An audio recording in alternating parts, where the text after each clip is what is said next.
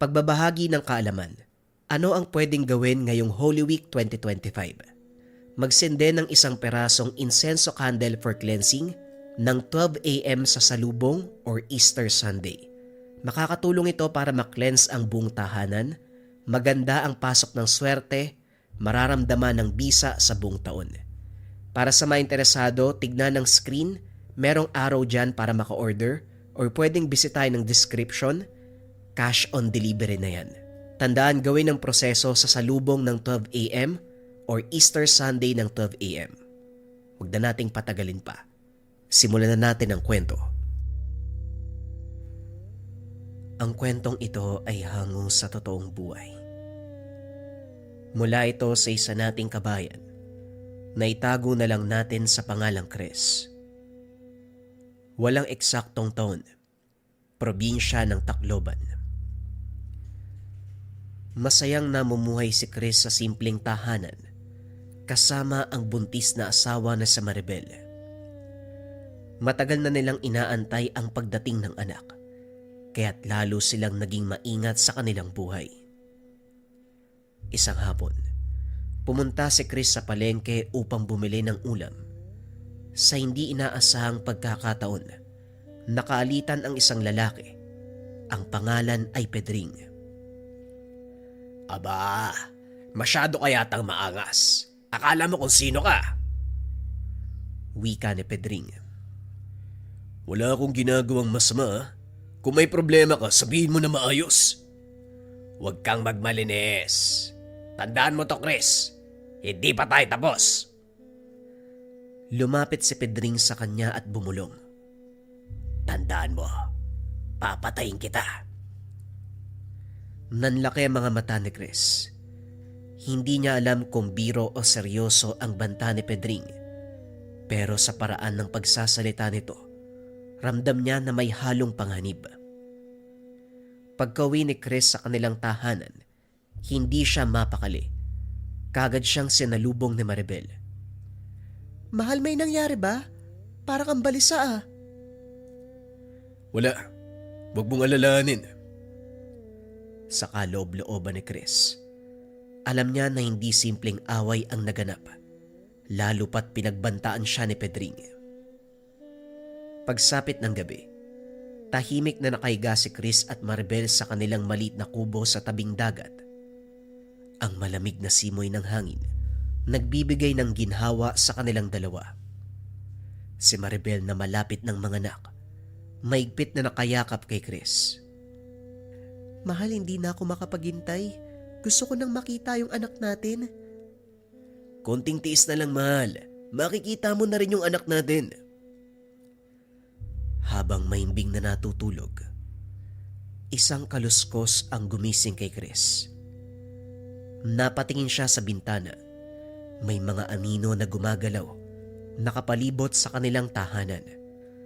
Hanggang sa nasira ang pintuan ng kubo, nakita niya ang pamilyar na muka, si Pedring.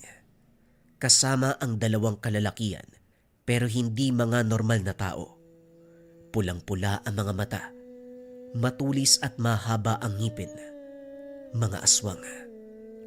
Sabi ko naman sa'yo, pare, hindi pa tayo tapos.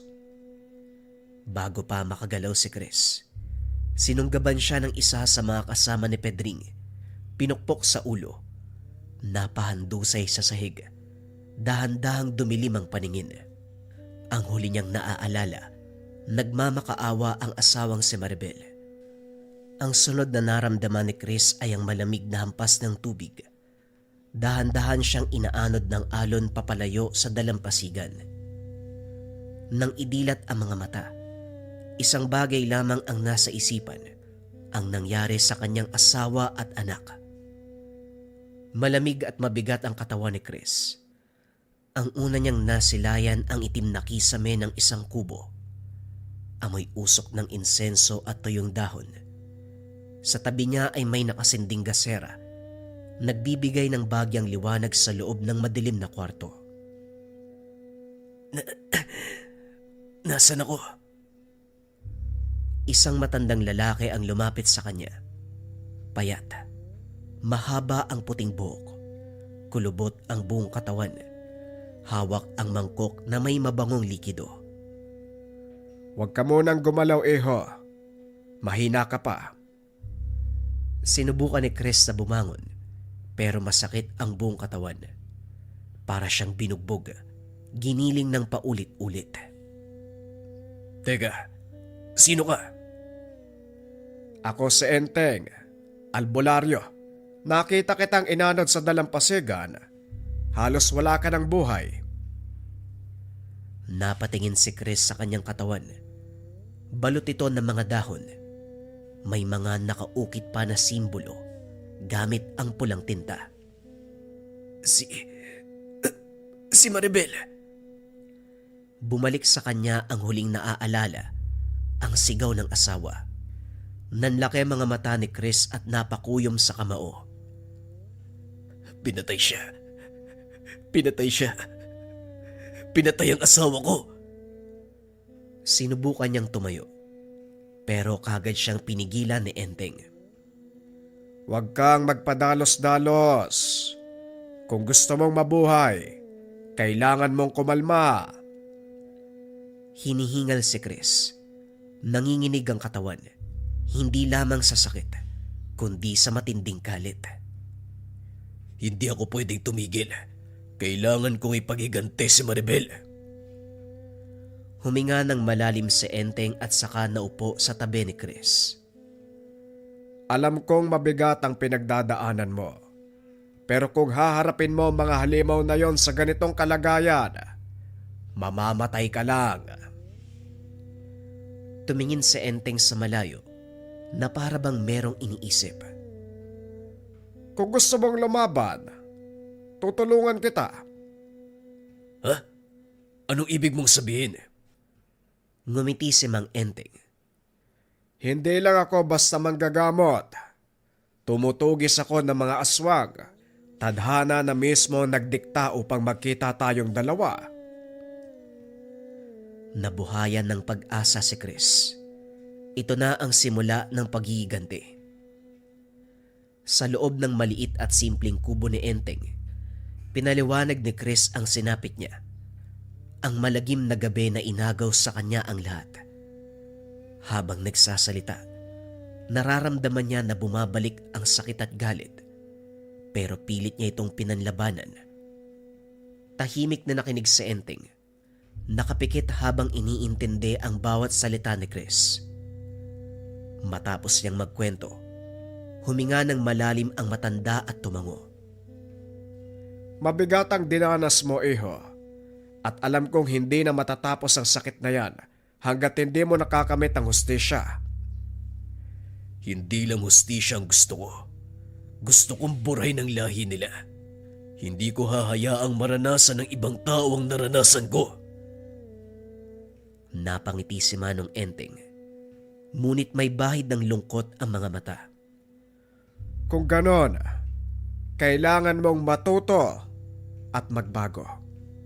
Hindi sapat ang tapang at galit para labanan ng mga halimaw.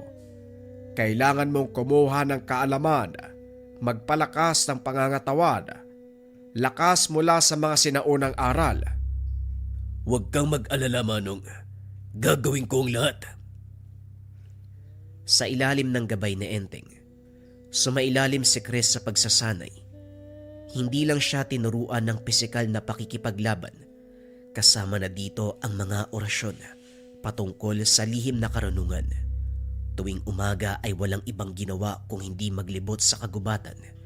Pinapalakas ang koneksyon sa kalikasan. Natutunan niyang gumamit ng iba't ibang sandata. Ngunit higit sa lahat, ang pagpapalalim ng kaalaman sa mga orasyon. Mga sinaunang dasal at ritual upang protektahan ang sarili laban sa mga nilalang. Sa ilalim ng buwan, naupo siya sa harapan ng apoy. Inuusal ang mga dasal na itinuro sa kanya. Nararamdaman ang enerhiyang bumabalot sa katawan. Lahat ng ito ay pumapasok sa buo niyang sistema. Manong, matanong ko lang, ano ba talaga mga aswang? Si Enteng, bakit sila nabuhay sa mundong to? Hindi mo na kailangan malaman ng sagot yan. Ang tanging mahalaga kung paano mo sila pupuksain. Sa paglipas ng mga taon, naging dalubhasa siya sa pakikipaglaban at sa lihim na karunungan. Wala na ang dating Chris na mahina at walang laban. Sa kanyang lugar, isang mandirigma ang isinilang. Matapos ang mahabang panahon ng pagsasanay, sa wakas dumating na ang araw na matagal nang inaantay ni Chris. Habang naglalakad siya sa gilid ng palengke upang bumili ng ilang gamit, may isang pamilyar na boses ang umalingaw-ngaw. Kagad niyang nilingon ang pinagmumulan. Doon niya nakita ang taong minsan nagpabagsak ng kanyang buhay, si Pedring. Nakatayo ito sa isang tindahan, nakikipag-usap sa isang lalaki. Bagamat nagbago ang anyo ni Chris, mas matikas, mas malakas at mas matapang, hindi nagbago ang mukha ni Pedring. Ang tusong ngiti, ang matatalim na mata, isang halimaw na nagtatago sa katawan ng tao. Ramdam ang gigil at galit sa buong katawan ni Chris. Ngunit pinili niya na maging mahinahon. Hindi niya ito maaaring atakihin ng walang plano. Sinundan niya si Pedring nang hindi nito namamalayan. Lumusot siya sa makikitid na eskinita, lumakad sa ilalim ng dilim, hanggang sa nakita niya ang tinutuluyan nito, isang lumang bahay sa liblib na bahagi ng baryo. Dumaan ng ilang oras. Mula sa malayo, pinagmasdan niya ang paligid ng bahay. May ilang nakabantay, mga tauhan ni Pedring na siguradong mga aswang. Mabilis siyang bumalik kay Enteng at sinabi ang natuklasan. Alam ko na kung saan siya nakatira. Oras na para tapusin to. Tumango si Enteng. Hindi ito nagulat. Tila ba matagal nang inaantay ang sandaling ito. Sigurado ka ba? Handa ka na? Matagal na akong handa, Manong. Pagsapit ng dilim ay nagsimula silang kumilos. Magaan ang bawat hakbang habang papalapit sa bahay ni Pedring. Bitbit ng binata ang kanyang matalim na Chris, habang si Enteng may hawak na isang maliit na bote na may likidong kumukulo, isang uri ng langis na kung tawagin ay lana. Nang malapit na sila sa tahanan ay muling pinakalma ni Chris ang sarili. Hindi simpleng pag-atake ang gagawin. Ito ang katuparan ng paghiganti. Nakatayo sa labas ang dalawang bantay. Bago pa sila makasigaw, mabilis na lumusot si Chris sa anino, isa-isang ginilitan ng leeg. Ang isa ay sinubukan pang tumakas. Malakas sa suntok sa sentido ang nagpatihaya sa kanya. Pagpasok nila sa loob, sa gitna ng madilim na kwarto ay nakaupo si Pedring. Hindi na ito nagulat. Salip ay ngumiti pa habang unti-unting tumatayo. Aba, bumalik ka pa pala. Chris, akala ko patay ka na. Yun ang pinakamalaki mong pagkakamali. Hindi mo sinigurado na patay na ako, kaya panahon na para maningil. Nagbago ang anyo ni Pedring. Dahan-dahang lumaki. Humaba ang mga kuko. Lumabas ang matatalas na pangil. Naging purong itim ang mga mata. Sumugod na si Chris. Nagtagisan ang dalawa. Matalim na sandata laban sa matutulis na kuko. Sinubukang dumakma ni Pedring, ngunit naging maaga pang binata. Iniwasan niya ang atake. Mabilis na bumanat ng saksak sa tagiliran ng halimaw. Napadaing si Pedring ngunit hindi ito bumagsak. Hindi mo ako matatalo sa ganyang pamamaraan, Laga. Dito na kumilos si Manong Enteng. Isinaboy ang dalang lana kay Pedring. Napaangil ng napakalakas ang halimaw. Umalingaw-ngaw sa buong tahanan ang nakakakilabot na sigaw. Samantala, hindi pinalampas ni Chris ang pagkakataon.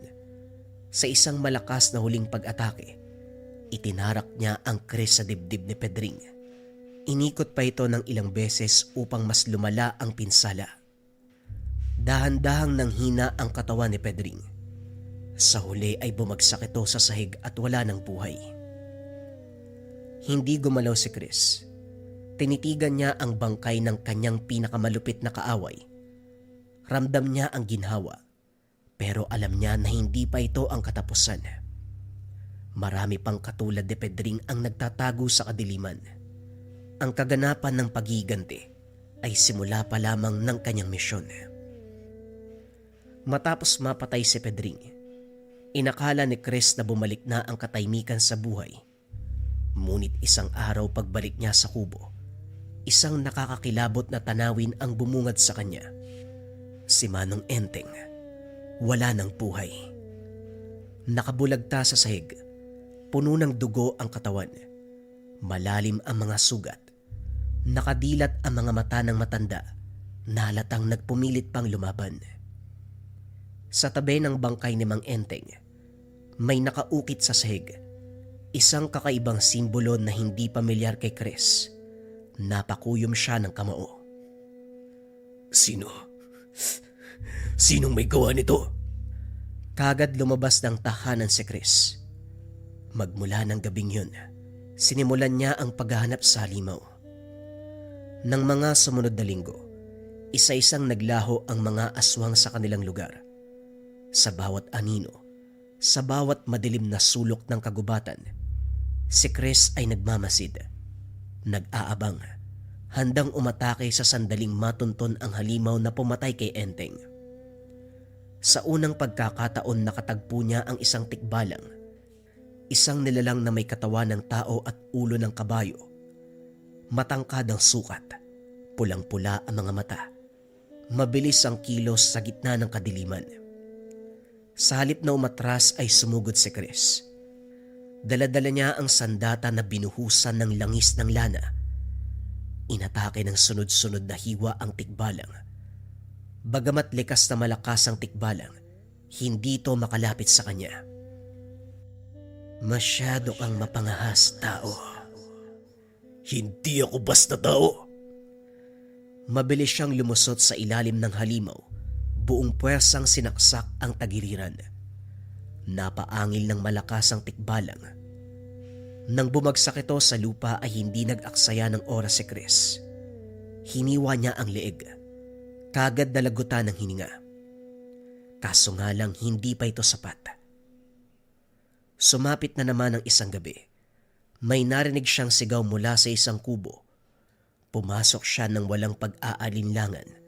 Isang itim na nilalang ang nadatnan. Pilit nitong inaabot ang isang buong pamilya. Muling hinugot ni Chris ang sandata. Tumalon papunta sa nilalang at sinaksak ang binti nito. Umangil ng napakalakas ang nilalang. Pero hindi na nagpaawat pa si Chris. Walang awa niyang ginilitan ng ulo. Nagtakbuhan ng mga tao palabas ng tahanan. Inantay nila ang paglabas ni Chris. Sa halip na matakot sa kanya, makikita sa kanilang mga mata ang pag-asa, isang bagay na matagal nang nawala sa baryo. Sa kabila ng lahat ng pagpatay, hindi pa rin niya natutukoy ang tunay na salarin. Masyadong mailap ang pumatay kay Manong Enteng. Pero hinding-hindi siya titigil hanggat hindi napapatay ang may sala. Tumingin si Chris sa madilim na langit. Sa kanyang kamay ay hawak niya ang Chris. Darating ang araw, mahanap kita. Pagsisisihan mo ang ginawa mo kay Manong Enteng. Ramdam ang puot at sakit sa mga salitang binitiwan. Patuloy niyang minamanmana ng buong baryo. Bukod sa paghahanap sa may salarin, binabantayan niya ang lahat ng tao. Hanggang sa napansin niya ang pagkilos sa pinakadulo ng lugar. Isang pamilya ang mahimbing na natutulog. Walang kalam-alam na merong nag-oobserba sa kanila mula sa bintana. Purong itim ang buong balat. Ang mapapansin mo lamang ay ang pulang mga mata. Dahan-dahan na itong papasok sa tahanan, kaso nga lang hindi na naituloy. Hinawakan ni Chris ang paa ng nilalang.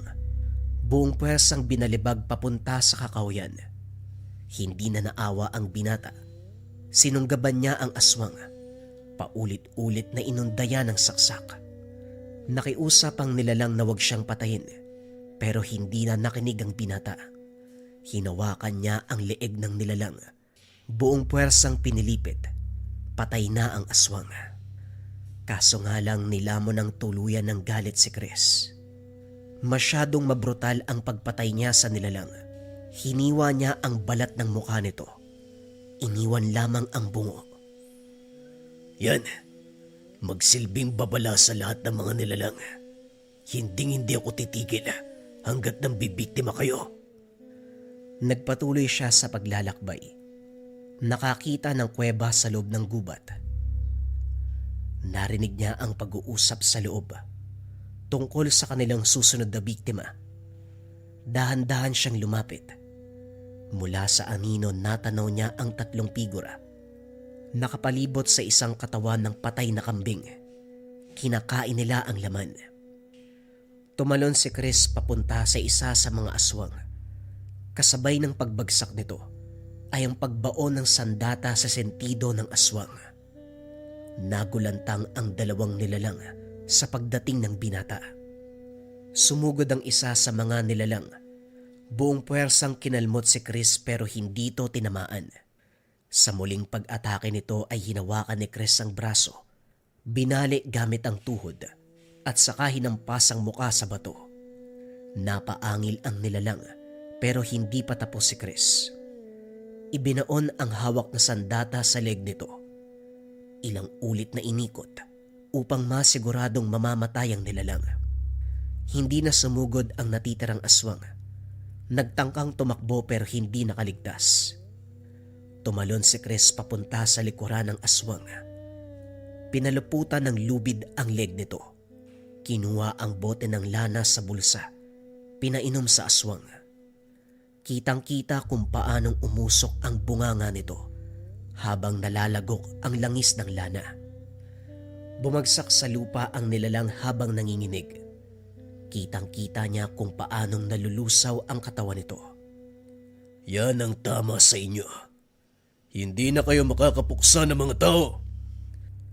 Matapos ng kaganapan, umuwi na ng tahanan si Chris. Ilang araw ang lumipas na natiling tahimik ang buong lugar. Hanggang sa dumating ang pagkakataon, isang buntis na babae ang nakita ni Chris. Tumatakbo sa gitna ng kagubatan. Halata sa kanyang muka ang matinding takot. Ang kanyang mga mata, paulit-ulit na lumilingon sa likuran. Animoy may humahabol sa kanya. Unti-unti nang nawawala ng lakas ang babae dahil sa pagod. Pero bago pa siya tuluyang bumagsak sa lupa, sinalo siya ni Chris. Anong nangyari, Binibini? Bakit nasa kagubatan ka? Hinang-hina ang babae, ngunit pilit niyang binuka ang kanyang bibig upang magsalita. Tulungan mo ko. May humahabol sa akin eh. Itinaas ni Chris ang tingin. Sinipat ang paligid. Alam niyang hindi nagsisinungaling ang babae. Nararamdaman niya ang presensya ng nilalang. Binuhat niya ang babae papunta sa isang ligtas na lugar. Sabihin mo sa akin, sinong humahabol sa'yo? Si Tasyo. Sandaling natigilan si Chris. Kilala niya ang pangalang Tasyo, kapatid ni Pedring. Siya ba yung kapatid ni Pedring? Tama ka. Pinapatay nila kapag hindi sumusunod sa kanila. Mabuti na lang nagkaroon ako ng pagkakataon para tumakas eh. Dito na naging malinaw kay Chris ang lahat. Namatay si Manong Enteng dahil sa pagigante ng kapatid ni Pedring. Walang iba kung hindi si Tasyo. Matapos ang pag-uusap, dinala ni Chris si Fe sa isang ligtas na lugar. Kinabukasan ay nagsimula siyang maganda upang puntahan si Tasyo. Alam ni Chris na hindi magiging madali ang kanyang misyon. Si Tasyo ay hindi tulad ng mga pangkaraniwang nilalang. Sinundan niya ang direksyon na ibinigay sa kanya ng babae hanggang sa nakita ang lugar ni Tasyo. Kaso nga lang bago pa makapasok ng tahanan, biglang bumukas ang pintuan. May tumalon papunta sa kanya. Apat ang kalaban ni Chris na parabang alam na dadating ang binata. Sabay-sabay na sumugod ang mga ito. Nagtamo ng ilang sugat sa katawan si Chris. Sinadya niyang masugatan ng mga nilalang upang mahawakan ng bawat isa. Sa bawat kalmot na mararamdaman, hinahawakan niya ang kamay ng nilalang. Buong puwersang ibinabaon ang sandata sa leeg. Paulit-ulit niya itong ginawa hanggang sa maubos ang apat na aswang. Duguan man si Chris, ngunit naubos niya ang mga kalaban. Hanggang sa isang malakas sa suntok ang tumama sa kanya. Tumalsik si Chris ngunit bumangon kagad. Nakita niya si Tasyo. Ramdam niya ang malakas na itim na aura na bumabalot dito. Natatakot man, pinanlabanan niya ang sarili. Sa wakas, nagpakita ka rin sa akin. Anong balak mo? Papatayin mo ko kagaya ng ginawa mo sa aking mahal na kapatid. Pagmasdan mo ang iyong sarili, Chris. Ikaw ang tunay na halimaw. Hindi ba't pareho lang tayo? Wala akong pakialam sa kahit anumang sasabihin mo, Tasyo. Ang mahalaga para sa akin ay ang kamatayan mo. Biglang nagbago ang anyo ni Tasyo. Lumabas ang matutulis na pangil at mahabang kuko. Sunod-sunod na atake ang binitawan ni Tasyo sa kanya. Nahihirapan si Chris na sabayan ang lakas ng aswang. Ilang ulit na kalmot, ilang ulit na kagat ang tumama kay Chris. Alam ng binata sa kanyang sarili na dehado siya sa laban. Kaya naman sa huling lakas ni Chris, ibinaba niya ang depensa.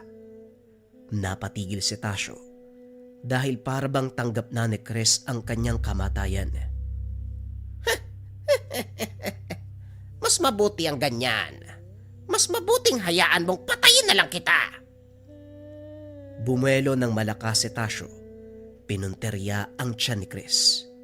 Bumaon ang napakatulis na kamay ni Tasyo sa kamay ni Chris. Laking gulat ng matanda dahil tumatawa ang binata. Oo, malakas ka. Pero mahina ang utak mo. Hinawakan ng maigpit ni Chris ang nakabaon na kuko ng kalaban. Hindi niya ito hinayaang makatakas. Sa huling lakas bumuelo si Chris nang pagsaksak sa lalamunan ng aswang. Hinila niya ang pagkakabaon papunta sa dibdib.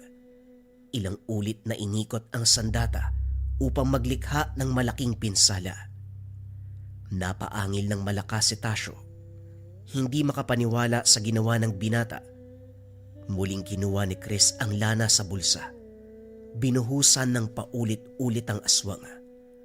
Umusok ang buong katawan ni Tasyo. Unti-unting nalulusaw sa lupa.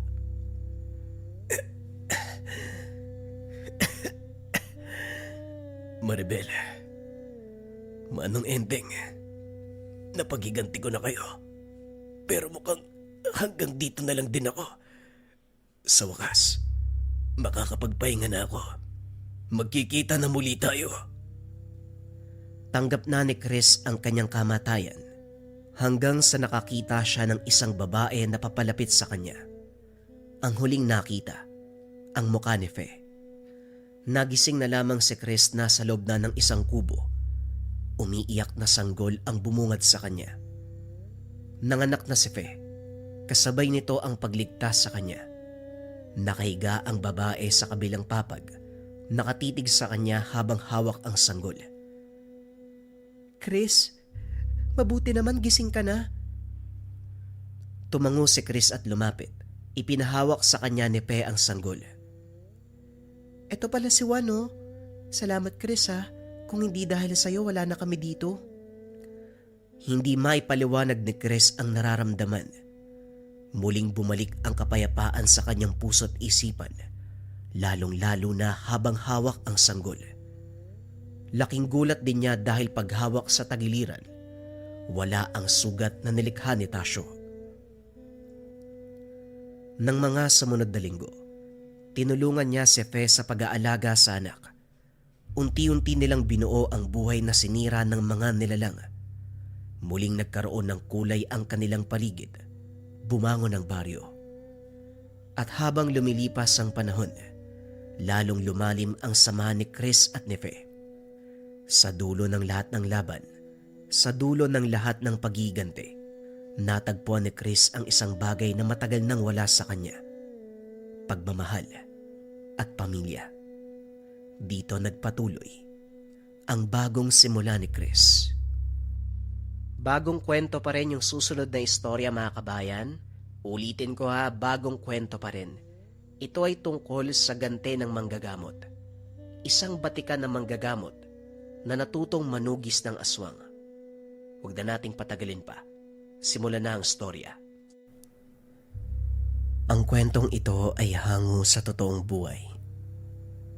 Mula ito sa isa nating kabayan na itago na lang natin sa pangalang Tatang Adan.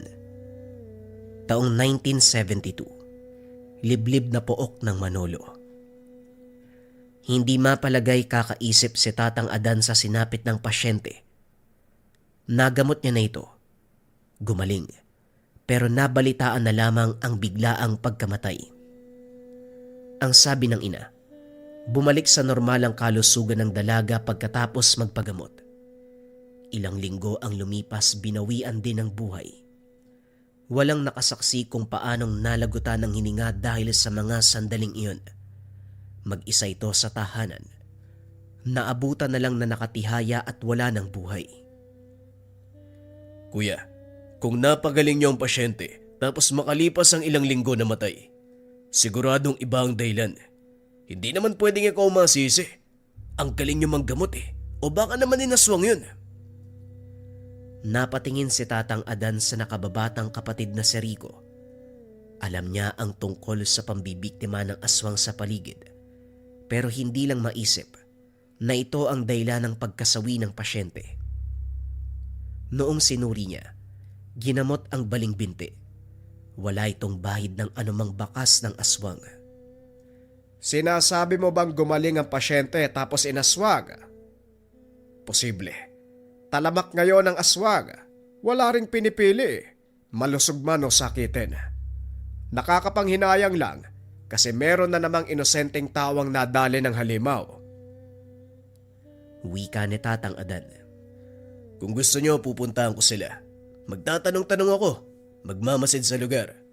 Madali lang naman malaman kung may aswang sa paligid Magdadala lang ako ng gawa niyong lana. Isang salita niyo lang, paparoon kagad ako. Wika ni Rico. Kumuha na ito ng isang bote ng lana. Wag na muna. Marami pang gagawin dito sa tahanan. Kinakailangan ko pang tulong mo. May darating na pasyente ngayon Ihanda mo na rin ang mga halamang gamot at mag-init ng tubig. Tumalima si Rico. Sinunod ang bawat utos ng nakakatandang kapatid. Samantala, lumabas muna si Tatang Adan para magsigarilyo. Isa ito sa paraan para kumalma ang isipan. Habang humihit-hit, hindi nakaligtas sa kanyang paningin ang pagdaan ng matanda. Mahaba ang kasuotan, purong itim. Dere-derecho ang paglalakad. Pagdating sa unahan ay huminto. Tiningala ang matayog na puno ng saging. Kinakabahan siya dahil ito pa lang ang unang beses na may tumingin ng ganon sa puno. Isa pa, nababahala sa katotohanan na dito nagmula ang tinatanghang mutya. Ilang sandaling tumitig sa puso ang matanda bago umalis. Dahil dito, dali-dali siyang pumasok ng tahanan at tinignan ng tangan. Nagbibigay ito ng senyales. May problema ba, kuya? Nakahanda na ang mga gamit. Nandito na rin ang pasyente. May lalakarin ka ba? Papabalikin ko na lang. Hindi, harapin ko yan. May sisilipin lang ako sandali sa sagingan. Ikaw na muna ang bahalang kumausap. Mabilis lang to. Wika ni Tatang Adan. Lumakad na rin pagkatapos. Pagdating ng sagingan, hinanap kagad ang matanda. Ilang hakbang pa lamang umalingasaw na ang matinding amoy. Humahalo sa hangin ang samyo ng aswang. Binaybay ni Tatang Adan ang daanan. Nagbabaka sakaling maabutan subalit dumating na lang sa dulo. Wala pa ring nagilap. Kaya naman bumalik na lang siya ng bahay dahil may nag-aantay na pasyente. Makalipas ang ilang sandaling panggagamot, kinausap ni Tatang Adan ng lolo ng bata upang masabihan ng nararapat na gawain. Manong, yung apo nyo kailangan niyang uminom ng sambong. Kung may lagundi, mas mainam. Maplema yung ubo ng bata eh. Painumin mo rin ng maraming tubig. Tapos itong lana na ibibigay ko, ipahid mo sa likod bago matulog. Mapapagaan niya ng pakiramdam. Ay maraming salamat pero maiba ko. Napansin ko kasi, kalmado ang tahanan nyo. Mukhang hindi pa yata nakakabot dito yung tungkol sa aswang Ay nambibiktima ng tao, sumasanib daw. Nakaengkwentro nga ako ng isang sinapian. Buti naging alerto ko. Wika ng lolo ng pasyente. Aswang na sumasanib sa tao. Parang bago yan May ganyan na pala sa panahon ngayon. Akala ko, engkanto at demonyo lang ang sumasapi. Ano sa tingin mo, Kuya Adan? Hindi nakasagot kagad si Tatang Adan. Nabigla sa narinig. Lumipas pa ang ilang segundo bago nakapagsalita. Mukhang bago nga yung naririnig ko. Pero Manong, baka naman nagkamali lang kayo ng pagkabalita. Tapos yung nakasalubong nyo talagang aswang. Walang salib na nangyari. Oo nga naman, baka nalito ka lang Manong. Parang malabo kasi yung ganyan Yung tenga nyo po ba maayos ba? Baka mahina na yung pandinig nyo kaya nagkamali kayo ng pag-intindi. Hindi. Alam ko ang sinasabi ko. May naraanan akong albularyo. Ito rin yung sinabi niya. Manggagamot at albularyo ang punterya. Malay ko, yan kasi ang sabi. Nasa inyo kung maniniwala kayo o hindi. Ang sa akin lang, maiparating sa inyo kasi nanggagamot kayo. Baka kayo susunod na biktima. Lalakad na kami ng apo ko. Salamat! Huling wika ng matanda. Kinarga ang apo sa likuran. Dahan-dahang naglakad papalayo. Sa sobrang katandaan ay hirap na sa pagakbang. Suportado pa ng tungkod. Ihatid sana ni Rico pero hindi na ito sumang-ayon.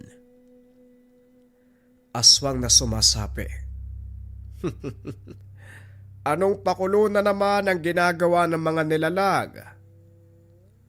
Kung totoo man ang sinasabi ng matandang yun, doble ingat tayo Manong. Baka mamaya aswang na yung nakakasalamuha natin Inosente ang katawan, pero sa loob pala, meron ng nilalang. Nakakabahala din Binanggit pa ng matanda na manggagamot at albularyo ang pinupunterya. Nako, mukhang kumikilos ang lahi niyan para puksay ng mga tumutugis sa kanila. Unaan pa yata ang kagaya nyo Kuya Dan ang tanong, paano mo malalaman kung may nakasanib na aswang? Hayaan mo, sasabihan kita, huwag kang mag-alala. Ayos din Aswang na sumasanib sa tao. Manggagamot at albularyo ang pakay. Wika ni Tatang Adan. Ilang sandali pa inasikaso ang iba pang pasyente na dumating. Marami sa mga ito ang nagsasabi tungkol sa aswang na sumasapi.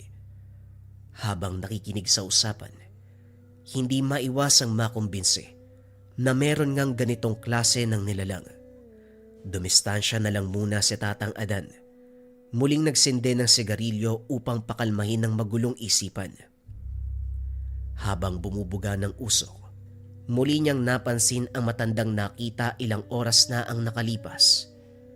Sa puntong ito, may kasamang babae pero ganun pa rin ang ginagawa pagkatapat sa sagingan. Tinitingala ang matayog na puno. Kasunod nito ang pagtingin ni Tatang Adan sa tangang mutya. Ganun na lamang ang pag-alerto nang bigla itong maging aktibo. Dali-dali niya itong sinundan pero laking gulat ng ibang muka ang nakita. Kung kanina ay isang matanda, ngayon ay si Aling Maninay. Kasama nito ang anak na si Loisa. Humingi na lang ng tawad sa abala. Bumalik sa tahanan na naguguluhan. Ano ba naman yan? Hindi ako pwedeng magkamali. Matanda talaga ang nakita ko. Pero bakit naging si Aling Maninay? Kinikilabutan ako sa nangyayari Wika ni Tatang Adan. Muling nagsinde ng sigarilyo. Nagpalipas ng oras. Pagsapit ng hapon, abala siya sa paunguhan ng mga lamang gamot. Mag-isang naglibot sa kagubatan para maghanap ng herbal. Natigilan nang makasalubong ang matandang nakita kanina. Huminto ito at humarap sa kanya. Nang tumagal ang titig, nakilala ito ni Tatang Adan. Aling Josepa, kayo po ba yan? Anong ginagawa niyo rito? Teka, bakit ba ang nararamdaman ko sa'yo? Mabuti naman nakilala mo ako, Adan. 2 beses ako nagpakita sa'yo kanina, pero parang hindi mo ko kilala. Nagtatanong ka pa ako nung pakay ko. Wala ka ba talagang ideya o sadyang nagmamaang-maangan ka? Maayos ako nagtatanong, kaya naman naasahan ko maayos na sagot. Kung ganon, totoo nga ang sabi-sabi. Nalahian ka nga at naging ganap na aswang. Hindi lang kita nasubaybayan kasi lumipat kami. Hindi ko inasahan na magkikita tayo muli. Ano ba talaga ang pakay mo? Magaling ka pagdating sa panggagamot. Pero sa pag-oobserba sa pangailangan ng mga tao at nilalang, doon ka nagkulang. Kung tutusin, dapat alam mo na kung ano ang pinunta ko dito. Hoy, wala akong panahon para makipag-usap sa'yo ha. Kung nandito ka lang para makipag-usap ng walang kwentang bagay, mas mabuti pang umalis ka na. Huwag mong antayin na maubos ang pasensya ko at gamitan kita ng dahas. Hindi mo magugustuhan. Nagbabanta ka. Akala ko ba, diretso ka lang sa pagbuksa ng aswang kahit walang ginagawang masama? Hindi ba yon ang gawain mo nung nasa probinsya ka pa? Napabuntong hininga si Tatang Adan. Hindi na nais pang balikan ng nakaraan dahil aminadong padalos-dalos. Kapag may aswang na nakita ay kagad na tinutugis. Sa loob niya, may ginagawa mang mali o wala, halimaw pa rin ang aswang. Natahimik ka yata. Hindi bali, Adan. Intayin mo lamang ang pagbabalik ko. Pero sana makilala mo ko kagad. Wika nito. May isinaboy na kung ano sa mukha ni Tatang Adan. Napasigaw ang matanda nang maramdaman ang hapdi na dulot nito. Pansamantalang nawala ang paningin. Mabuti na lamang ay dumating si Rico. Kagad sumaklolo nang makita ang sitwasyon. Ilang araw na pinagdusahan ni Tatang Adan ang epektong hatid ng langis ng aswang. Napaso ang kalahati ng muka. Hindi naging masama dahil naagapan. Ipinagpaliban din muna ang panggagamot. Iginugol ang buong oras sa pagpapahinga. Unti-unti namang nanumbalik ang lakas at paningin. Grabe talaga ang ginawa ni Manang Josepa. Palibasa, may tiwala ka sa kanya, kaya nagbaba ka ng depensa mo. Anong klaseng langis ba yun? Pati ang tangan niya walang nagawa. Hindi kayo naipagtanggol. Diyan ka nagkakamali. May ginawa ang tangan ko kaya hindi ako namatay. Kung wala ang tangan, malamang pinaglalamayan na ako ngayon. Hindi mo ba napapansin? Sobrang bilis ng paghilom ng sugat ko at nakakakita na ako muli. Pero nagbanta ang matanda.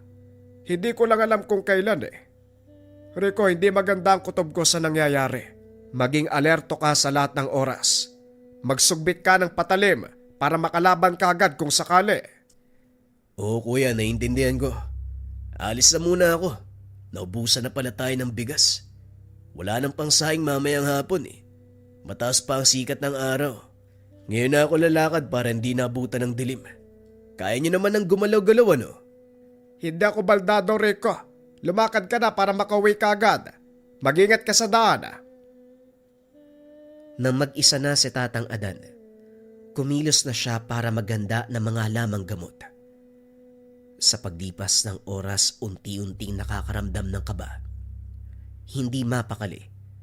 Ilang ulit na sinuri ang paligid sa pag-aakalang may nakabang na panganib. Subalit wala ito sa kanilang lugar. Pare, talagang sinadya kita dito para sabihin yung nakita ko. Hindi ba kapatid mo yung lalaking tumutulong dito sa pagamutan? Pauwi ako galing bayan. Narinig ko yung boses niya may kausap eh. Manang Josepa daw. Hindi ko alam ang eksaktong nangyari kasi nasa kabilang daanan. Hindi ako nangialam eh. Kaso parang nagkagulo. Humingi ng saklolo yung lalaki tapos biglang natahimik. Pagtingin ko, itong sako sa kasinelas na lang ang naiwan. Merong bakas ng paglalakad banda sa damuhan eh. Wika ng kaibigan. Napahugot ng hininga si Tatang Adan nang malaman ang nangyari. Dali-dali siyang naganda para umalis. Pinuntahan ng daanan kung saan nakita si Rico. Kagaya ng sinabi, may bakas ng pagkaladkad. Walang ibang pumasok sa isipan kundi puntahan sa probinsya si Manang Josepa. Gabi na nang dumating siya sa tahanan ng matanda subalit sarado. Walang tao sa lugar. Dumiretso na lang muna sa dati nilang bahay kung saan matagal nang iniwan. Kahit papano, masisilungan pa naman. Hindi maalis ang tingin ni Tatang Adan sa tahanan ni Manang Josepa.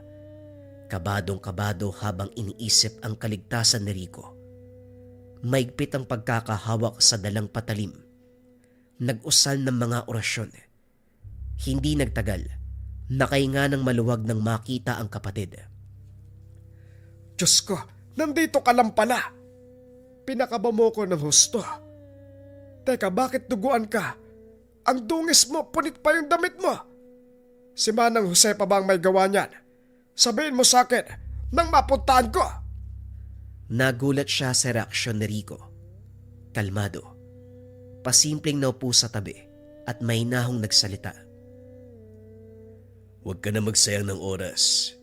Nagkaroon lang ng aberya ang sinasakyan namin kaya nagkaganito ko. Ang importante, nakarating ng buhay. Wala itong sugat ko. Tinitigang maigi ni Tatang Adan ng kapatid. Ibang-ibang postura. Maging ang datingan. Parang ibang tao ang karap. Mailap. Hindi makatitig ng diretsyo sa kanya. Sabihin mo nga sa akin, may nangyari ba habang kausap mo si Manang Josepa? Rico, parang hindi ikaw ang kausap ko ah. Pinagdududaan mo ang kapatid mo. Mahaba ang araw ko kanina, kaya hayaan mo muna ako makapagpahinga. Pagod na ako. Bukas na tayo mag-usap. Nasundan na lamang ng tingin ni Tatang Adan ng kapatid. Nagtungo ito sa kwarto. Pinagsarahan siya ng pintuan. Napabuntong hininga. Naguguluhan sa kilos ni Rico. Pero iisa lamang ang nasa isipan. Hindi maganda ang nagaganap. Hindi makatulog si Tatang Adan. Pabalik-balik sa pagsilip kay Rico. Habang tumatagal ay umiinit ang mutya. Napapansin na rin ang mabigat na presensya na sinundan ng pag-alingasaw ng amoy. Walang pagdadalawang isip na lumabas at sinuri ang paligid. Tahimik. Walang kahit sinong makikita. Pero maririnig ang kaluskos at mahinang pag-angil. Nakiramdam si Tatang Adan. Sinundan pa ng tingin ng ingay hanggang sa biglang may lumapit at bumuelo ng kalmot. Nawala ng balanse sa pagkagulat. Dito na napansin ang malaaninong hubog ng aswang sa unahan. Dali-dali niya itong hinabol, harapang nagtuos pagkalipas ng ilang sandali. Hindi malaman ni Tatang Adan kung anong klase ng aswang ang kainkwentro dahil kahit anong pagtaga ang gawin, tumatagos lamang sa malaaninong katawan. Walang epekto ang mga atake niya. Pero sa halimaw, ilang beses na siyang tumilapon. Sapo pa ang noo ng tumama sa bato, dahilan para maapektuhan ang mata na hindi pa lubusang gumagaling. Sinamantala ng nilalang ang pagkakataon. Sumugod ng sumugod, hanggang sa umandusay na lamang si Tatang Adan. Ilang sandali matapos bumagsak ng antingero, harapang nakilala ang kalaban, si Manang Josepa. Sinasabi ko na nga ba, hirap kang makilala ang tunay kong anyo. Bati kang manggagamot, pero mahina sa pakikipaglaban. Masyado kang nagtitiwala sa mutya mo na wala namang epekto. Anong ginawa mo sa kapatid ko? Kung may problema ka sa akin, ako ang harapin mo. Huwag mong idamay ang mga walang kinalaman. Sandali, bakit ba tayo humantong sa ganito? Wala naman akong atraso sa'yo Sa pagkakatanda mo wala, pero malaki ang atraso mo sa akin. Nakalimutan mo ba? Ilang taon na ang nakalipas, magmula nang mamatay ang panganay kong anak. Ikaw ang tumugis sa kanya. Pagkatapos nun, nagmamadali kayong lumipat sa ibang bayan. Naglakbay ako kung saan-saan para mahanap ka. Inisa-isa mga manggagamot at albularyo hanggang sa natuntun ko ang tahanan mo. Ito na ang panahon para magiganti. Binalikan ni Tatang Adan ang pangyayari sa nakaraan. Marami na siyang tinugis na aswang, lalo na yung mga pasaway na dumarayo sa kanyang pagamutan para manggulo. Ngunit hindi matandaan kung alin sa mga ito ang anak ni Manang Josepa. Sa kabila niyan, may katanungan na pumasok sa isipan. Malamang ikaw ang aswang na sinasabi nila na sumasapi at pumupunterya sa mga manggagamot at albularyo. Walang yaka. Ako lang ang hinahanap po, pero napakaraming inosente ang nadamay. Damay na akong damay. Wala akong pakialam kung may inosenteng nasali sa paghanap ko sa'yo. Kung hindi ka umalis sa lugar na ito, hindi na ako nahirapan. Ngayong natagpuan kita, mamamatay ka din. Walang problema sa akin. Magtuos tayong dalawa hanggang sa isa na lang ang matira. Nagpalit ng anyo si Manang Josepa. Kagad siyang sumugod. Umatake ng kalmot. Kumagat. Ginamit ang buong lakas upang ibalibag ang manggagamot. Tuwang-tuwa pa nang makitang humandusay na lamang ito. Sinasabayan lang ni Tatang Adan ang pangyayari. Kabisado niya ang galawan ng mga nilalang, kaya alam niya ang patutunguan. Nang makakuha ng tiyempo, dito na siya umatake. Gamit ang bisa ng tangan, sinabayan ang pagsugod ng nilalang. Bawat atake, sinasabayan niya lamang hanggang sa umepekto na ang tangan. Laking gulat ni Manang Josepa dahil bumalik siya sa pagiging tao. Hindi na makabalik sa anyong aswang. Kagad nagkarga ng orasyon si Tatang Adan. Tinapik ng 3 beses ang balikat ni Manang Josepa hanggang sa mawalan ito ng malay. Dinala ni Tatang Adan ang katawan sa tahanan nito. Dali-daling iginapos sa higaan. Nilagyan ng tali na merong orasyon.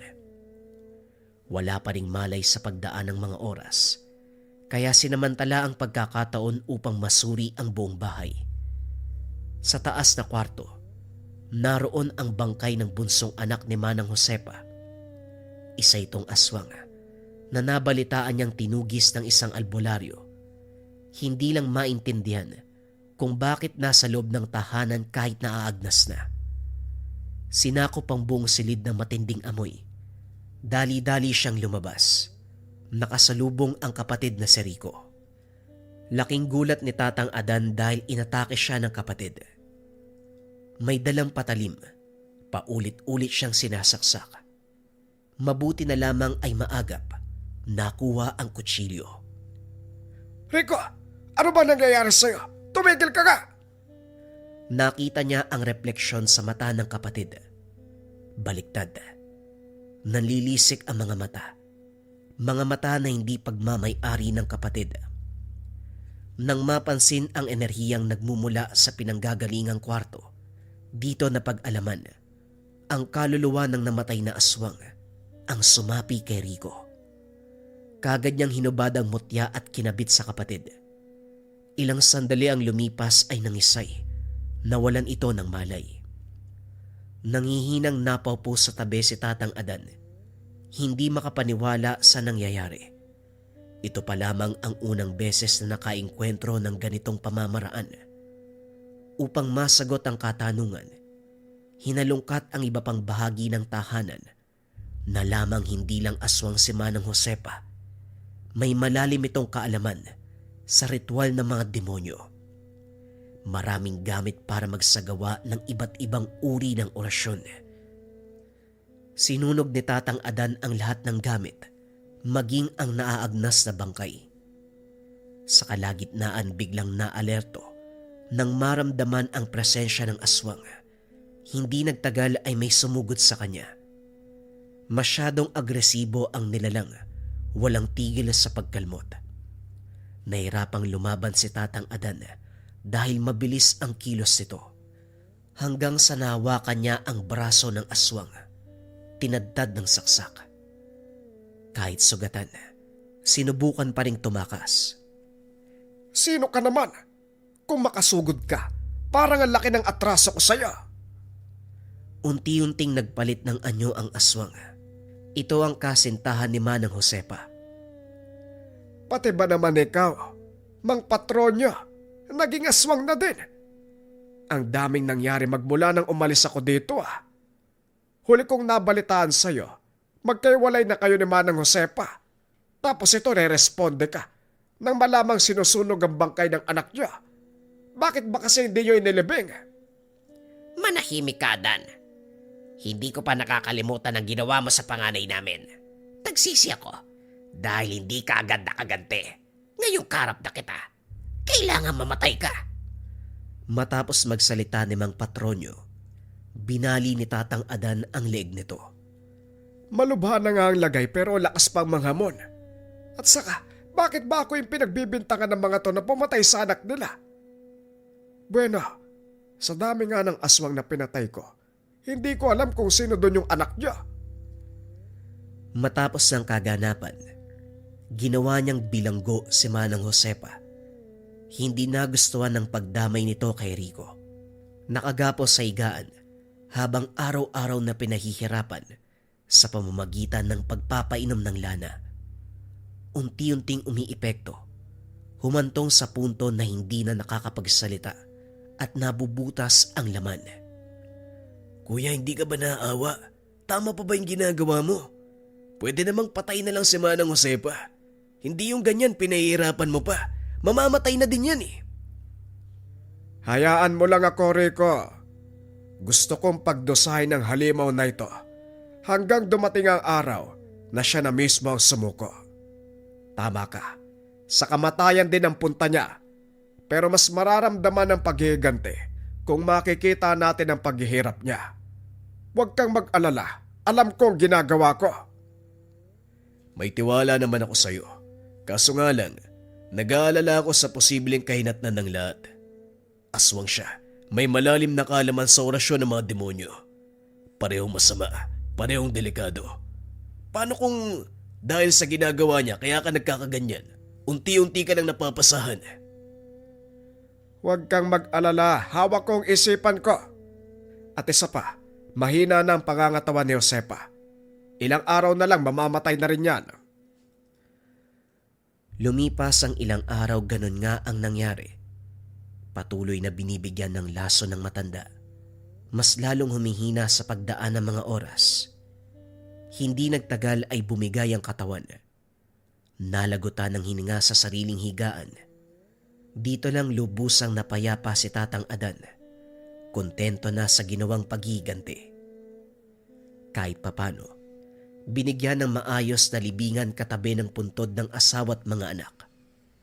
Hindi alam ni Tatang Adan kung bakit, pero namalayan na lamang ang sarili na ginagawa ito. Pagkatapos pahirapan, bibigyan ng libingan. Ayos ka lang ba, Kuya Dan? Para kang nalilito sa sarili mo. Balang araw, maiintindihan mo rin ang ginagawa ko. Pagbalik nila sa tahanan, hindi magkanda-ugaga sa pag-aasikaso ng mga pasyente. Mahabang panahon ang lumipas noong nagtungo sa probinsya. Nanatili doon para intayin ang kamatayan ni Manang Josefa. Ngayong nakabalik na, balik na sa nakasanayang buhay ang panggagamot. Pagkatapos ng engkwentro laban sa aswang na may kakayahang pasanibin ang katawan ng namatay, dumagdag ito sa kaalaman ni Tatang Adan.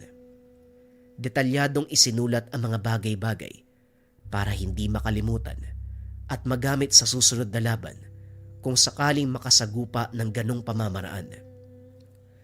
Ay nako, kung ano-ano ang ginagawa ng mga tao, elemento at nilalang para lang mangbiktima ng kapwa. Pati ritual ng demonyo ginamit na. Pambihira talaga. Wika ni Tatang Adan nang maalala ang buong kaganapan.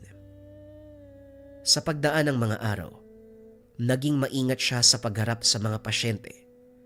Naglagay ng mga pangontra sa bakuran na siyang tumutulong para matukoy kung ano ang totoong katangian ng pasyente.